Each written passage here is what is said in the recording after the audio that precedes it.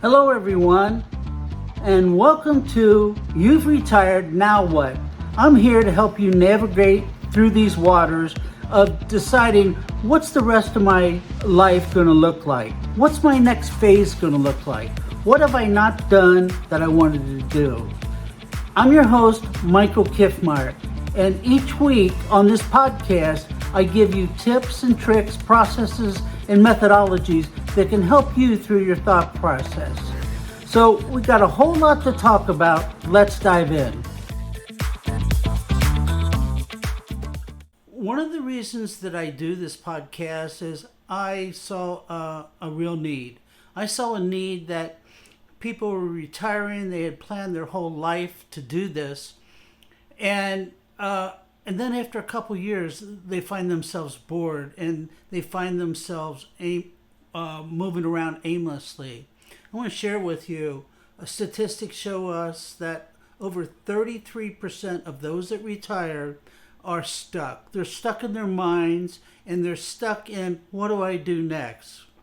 Few statistics you may or may not know that doctors and social scientists have shown with the advent of new medicines and new procedures, if you retired at the age of 65, you're going to probably live another 25 to 30 years. You know, life used to be real simple, and this is what we were told. There were three stages to life. First, we got educated. Next, we had work and family, and the third phase was leisure. Well, I'm here to tell you that doesn't work anymore, because especially folks that have retired and they are saying, what do I do now? What do I do this next phase? What you need is, you really need a sense of identity. And you need to work at finding your purpose. I know you're going to say, Michael, I worked all those years so I could just lay back. But a couple things, how us humans were built. We always need to feel needed. We need to feel like what we're doing is be some kind of an accomplishment. We might even want to work harder at building our own legacy. I don't know what that is for you, but I want you to think about, well, why do I have to have a sense of purpose? Sense of purpose helps you get up out of that bed every morning. Sense of purpose helps you to stay alive. I've read statistics that people that have a sense of purpose after retirement, they live on the average of 25% longer than those that don't.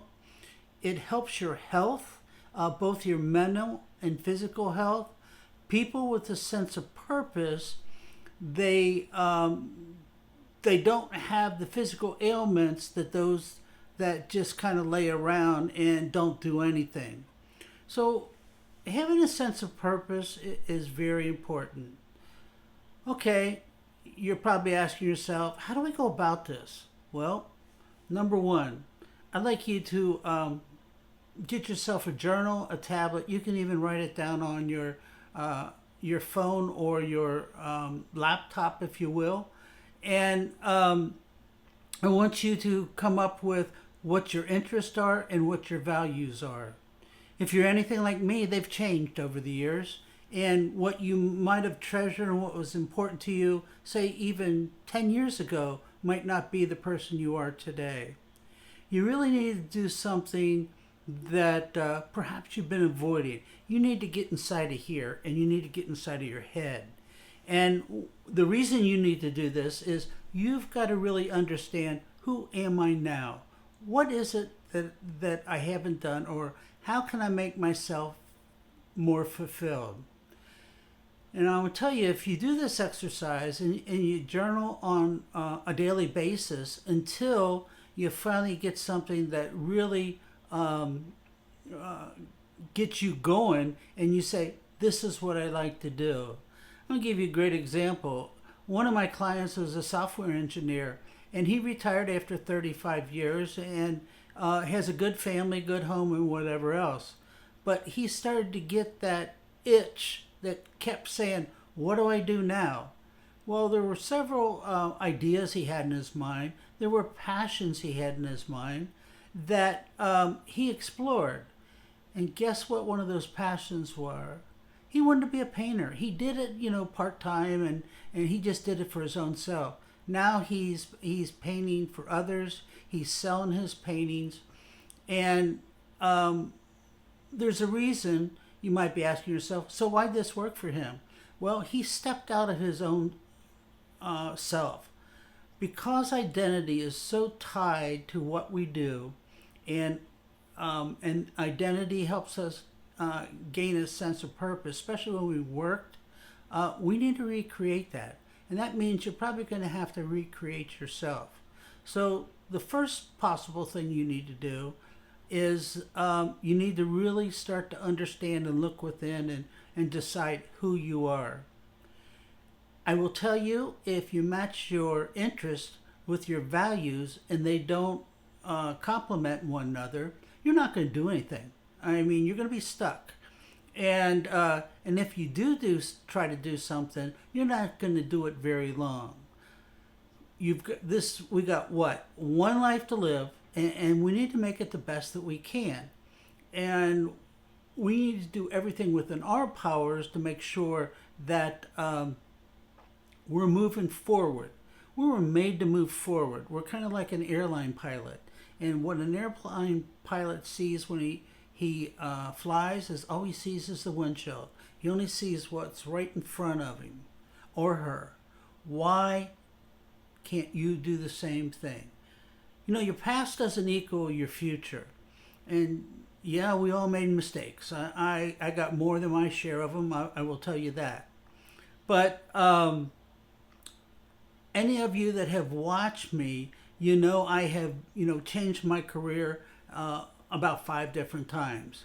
So I retired when I was about 67 years old, and then I started to get the itch. I had a good time for a couple years, and I was kindly always asking myself the question, now what? Now what am I going to do? For those of you that don't know, I got a background in adult learning and online learning. I help corporations teach their people, their distributors, and their clients different subject matter on different subjects, and they would kind of put it all together so that they could share their expertise with others. So I did it for corporations, and I saw my friends, I saw many of my family members retire, and they were running around aimlessly. And I said, there's a real need here. There's a real need that people that retire still relate back to what they did before. Well, I used to do this and I used to do that. Well, I get that. But what really got me to discover this need was the fact that at one point in my career, I was a recruiter, a headhunter, if you will. And people would come in, especially from the automobile industry when I lived back Midwest. They were lost because they knew their grandfather worked at, say, the Ford plant, their father worked at the Ford plant, and now they're working at the Ford plant. Then all of a sudden there's layoffs. What happened?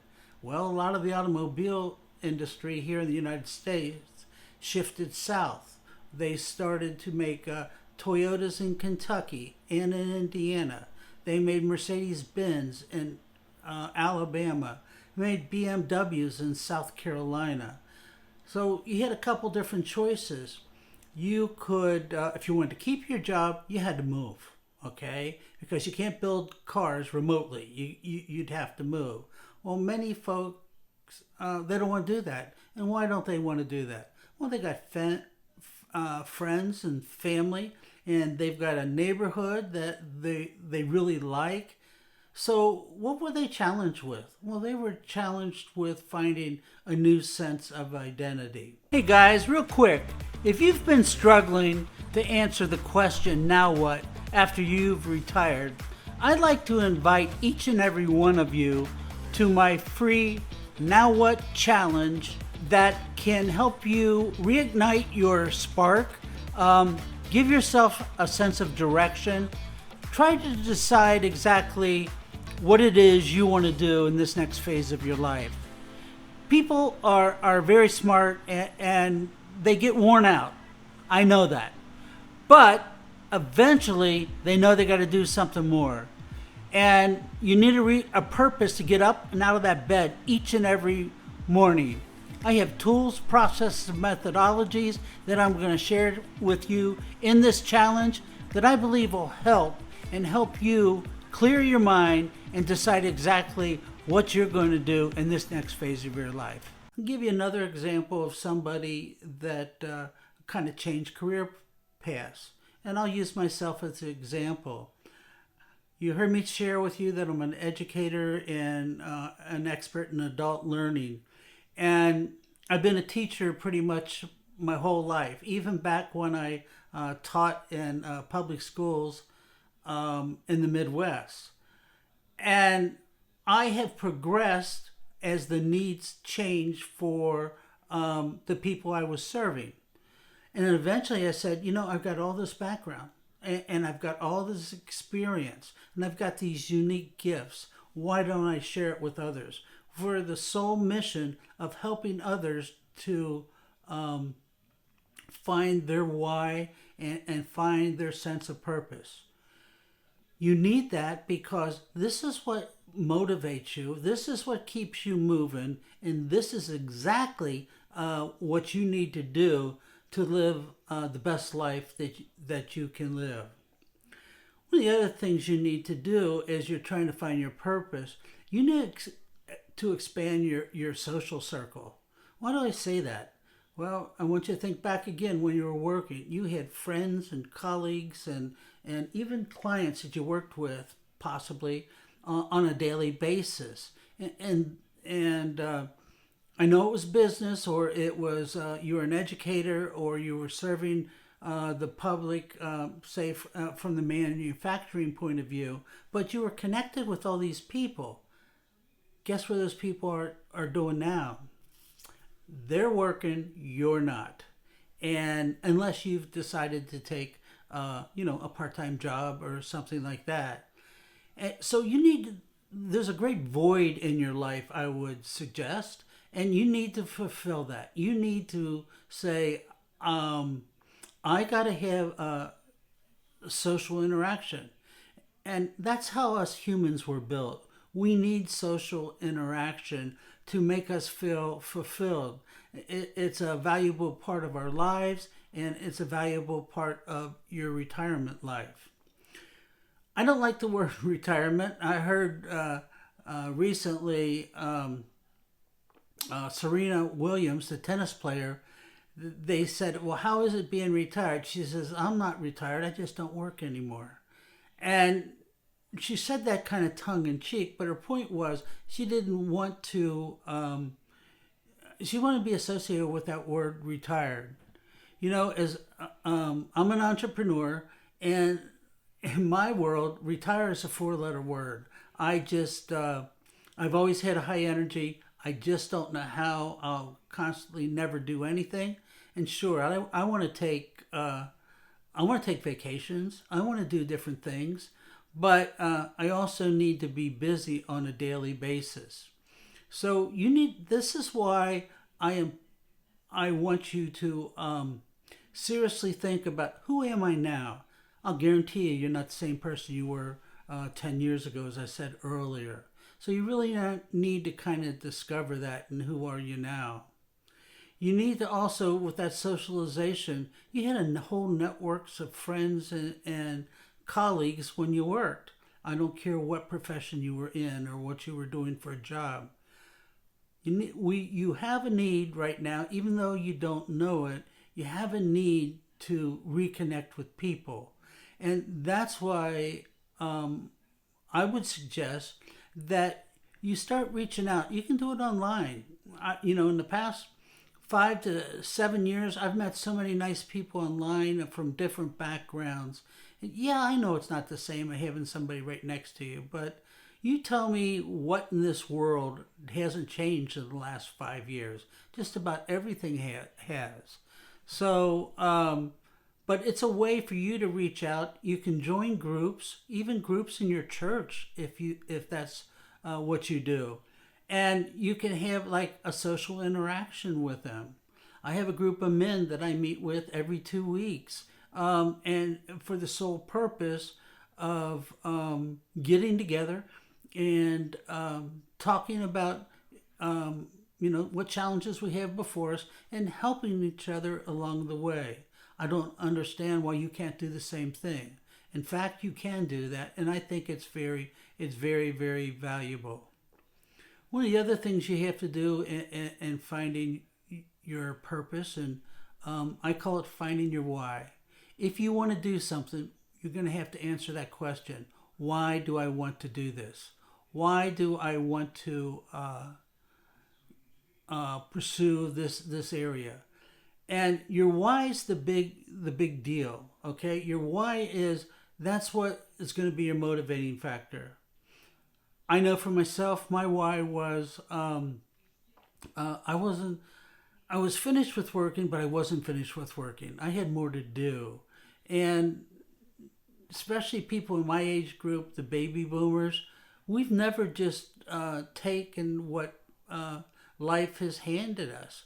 We've always thought we can make a difference. You can do the same thing. One of the things we've all been hit with lately, and I'm doing this podcast during the September 3rd, 2024, inflation is through the roof. And even though you planned for it, I will guarantee you never plan to live another 25 to 30 years past the retirement age of 65. You thought you had this pretty well handled. And things that you can do is you've got to be able to put at least 3 to 6 months worth of income away. I know that's difficult, especially if you're living on a fixed income. So perhaps one of the things you could do, you could get a part-time job. That doesn't mean you have to go back to the way you worked before. Perhaps you'd like to write a book. Perhaps you'd like to explore a hobby and see, is there any way I can make some income out of this? The real key in everything I've learned by financial experts is that you need to diversify where your money's coming from, so that when inflation does hit us, like it's hitting us all around the world right now, that it's not going to be such a hit for you. Because if you get sick and you don't have the money, or you don't have the insurance program behind you, it can be devastating. It can wipe out all the savings that you had. In the same sense, so can the stock market. If you've invested in your portfolio and whatever, you can't just put all your eggs in one basket. You got to put it in several different areas, because what you need now is you need to live the life you always dreamed of, and that's peaceful, with no money worries. And if you do have money worries, you need to adjust it quickly. You need to other things that will help you, and this goes along with your why, is to constantly watch your budget, watch your expenses. Is it something I really need, or is it something I want? I know my lifestyle has changed. There was a point in my career that I was in fashion, and just name brands and all that was very, very important to me. Not so much anymore. Things that I thought were important just don't seem to fit the bill anymore, because my needs have changed. I would imagine yours have too. So what I'm sharing with you here is, number one, you need to find a sense of purpose. You need to find out what your why is. And a why is pretty much your story of how you got to where you are now and where you want to go in the future. And you say, well, I'm retired. I get it, but you still have to have a reason to motivate you to keep moving forward. So I'm